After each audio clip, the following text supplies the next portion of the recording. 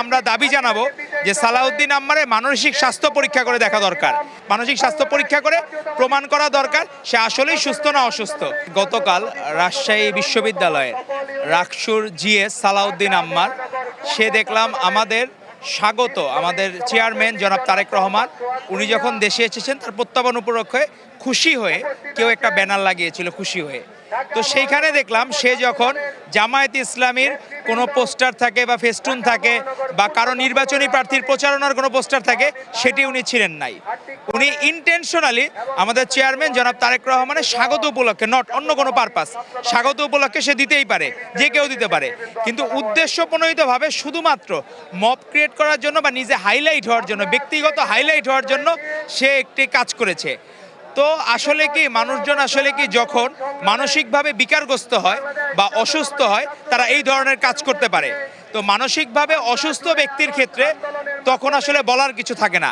তো আমার মনে হয় আমরা দাবি জানাবো যে সালাউদ্দিন আম্মারের মানসিক স্বাস্থ্য পরীক্ষা করে দেখা দরকার।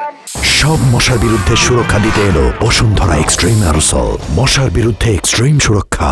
কারণ সে শুধুমাত্র কেন আমাদের চেয়ারম্যান সাহেবের আগমন বার্তা উপলক্ষে একজন ব্যানার টাঙিয়েছে সেটার উপর কেন তার নজর পড়লো, কেন তার নজর পড়লো না জামায়াতে ইসলামীর প্রার্থীদের পোস্টারের উপর, কেন তার নজর পড়লো না অন্য সময় ইলেকশন ক্যাম্পেইনের যে অব্যবহৃত যে জিনিসগুলো রয়ে গেছে পোস্টার ব্যানার ফেস্টুন সেগুলোর উপর, তার নিজেরও রাকসুর হয়তো মানে কিছু রয়ে যেতে পারে সেগুলোর উপর নজর না পড়ে তার নজর পড়েছে আমাদের চেয়ারম্যান সাহেবের প্রত্যাবর্তনের ব্যানারের উপর।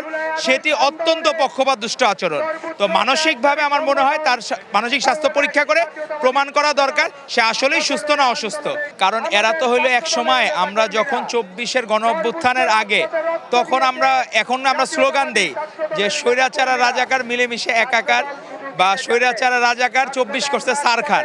তো এখন তারা তো আসলে 24-এর আগে লীগেরই লেবাসে থাকতো, তারা কোনোদিন প্রকাশ্য রাজনীতি করেছে একমাত্র ছাত্রদল।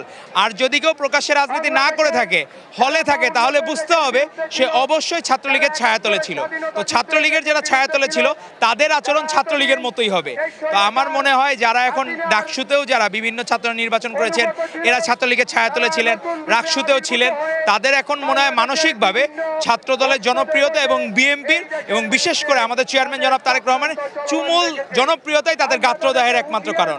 তারা চায় যে এই মানুষগুলো কেন এত জনপ্রিয়, তাদেরকে কিভাবে হেয় প্রতিপন্ন করা যায়, এইটাই তাদের এখন মূল এজেন্ডা, তাদের এছাড়া আর কোনো এজেন্ডা নাই।